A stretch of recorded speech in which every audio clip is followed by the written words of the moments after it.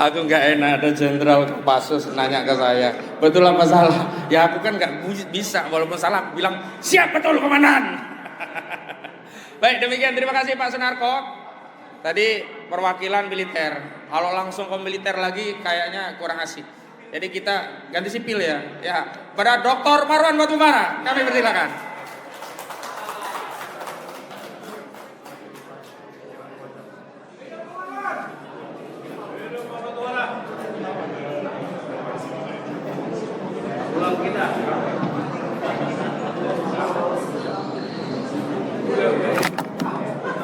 Assalamualaikum warahmatullahi wabarakatuh. Selamat siang untuk kita semua. Saya kira kalau bicara topik pembahasan kita hari ini tak lepas dari ada tindakan atau ada tuduhan kriminal terhadap 8 orang tersangka, tapi sebetulnya yang melakukan tindak kriminal itu, kriminalisasi itu dilakukan oleh Polri. Ini harus kita catat. Jadi yang melakukan tindak kriminal itu adalah Polri. Pertama, pelaku utamanya itu adalah Kapolri Sigit. Ya. Pelaku kriminal utama pertama itu adalah Kapolri Sigit. Kemudian yang kedua Kapolda Metro Jaya. Siapa dia? Asep Eri. Ya, jadi 2 orang inilah sebetulnya yang benar-benar pelaku tindak kriminal dalam kasus ijazah palsu.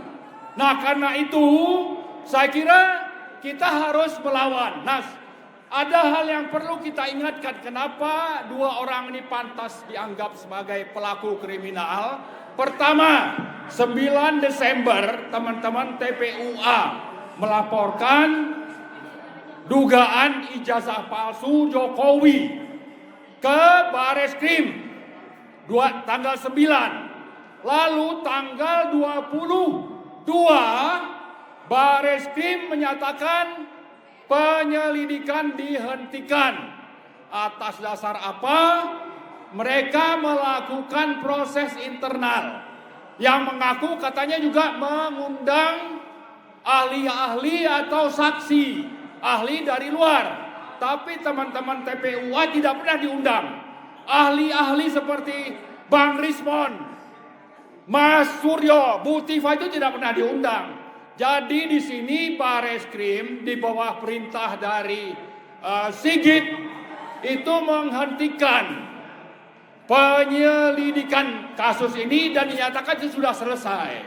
Nah, sebelumnya tanggal 20 Juli itu Jokowi datang ke Bareskrim. Sebelum tanggal 22 berarti 2 hari sebelum tanggal 22. Jokowi mengatakan ijazah nanti akan kami buka pada saat diminta oleh pengadilan, oleh hakim. Ini adalah ucapan Jokowi. Nah, bagaimana bisa Bareskrim itu menghentikan? Bagaimana bisa akan terjadi pengadilan yang sudah ditantang oleh Jokowi itu kalau Bareskrim sendiri menyatakan penyelidikan itu dihentikan? Jadi ini di satu sisi ada yang hipokrit, yang memang ijazahnya palsu, ada pelaksana operasional di lapangan atas perintah Sigit dan Jokowi yang memanipulasi kita semua. Soal bahwa dihentikan lalu Jokowi menantang-nantang untuk ada pengadilan. Nah, ternyata laporan Jokowi 30 April ke Polda Metro Jaya yang mengaku dia sudah difitnah dan sebagainya, itu dilanjutkan oleh Polda Metro Jaya yang mengaku sudah mendatangkan atau menanyai 130 saksi. Ada 22 atau 22 ya saya kira itu ahli. Tapi ahli yang memang dari kita, dari terlapor misalnya, sama pernyataannya seperti yang dilakukan oleh Bareskrim.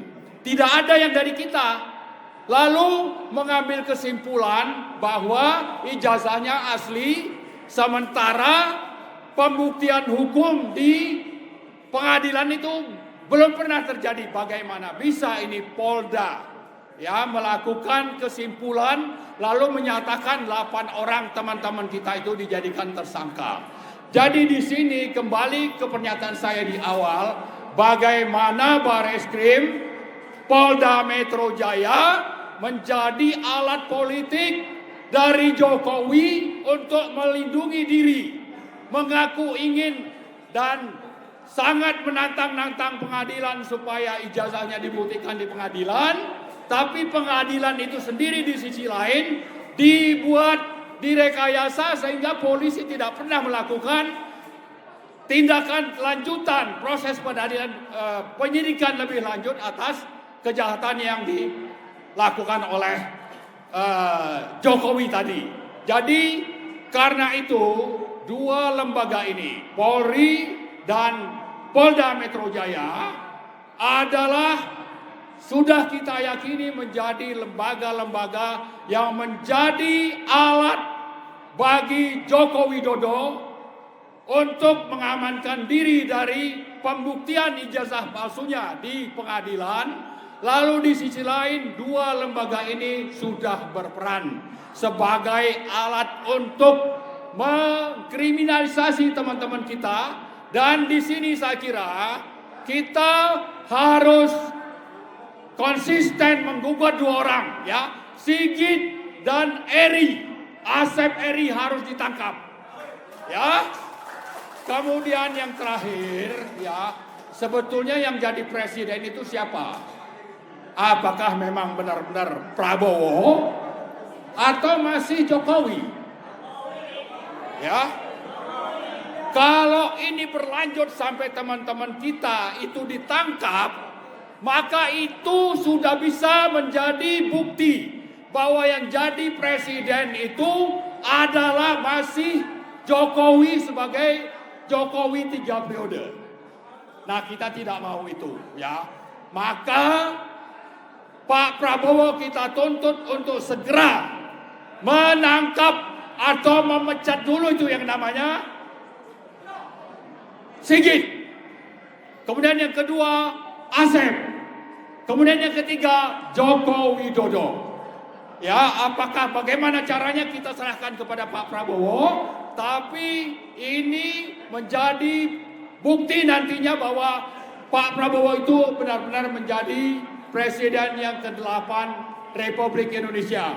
Kalau tidak, ya mungkin hanya Presiden 7,5, atau memang bukan Presiden, karena yang jadi Presiden itu adalah masih Joko Widodo. Saya kira itu saja, terima kasih. Mari kita terus melawan. Mari hadir pada tanggal 12 ke 13 ya, ke Polda Metro untuk mengawal dan meyakinkan untuk supaya teman-teman kita itu meskipun dipanggil nanti setelah itu kembali ke rumah masing-masing, bukan justru ditangkap oleh Polda Metro Jaya.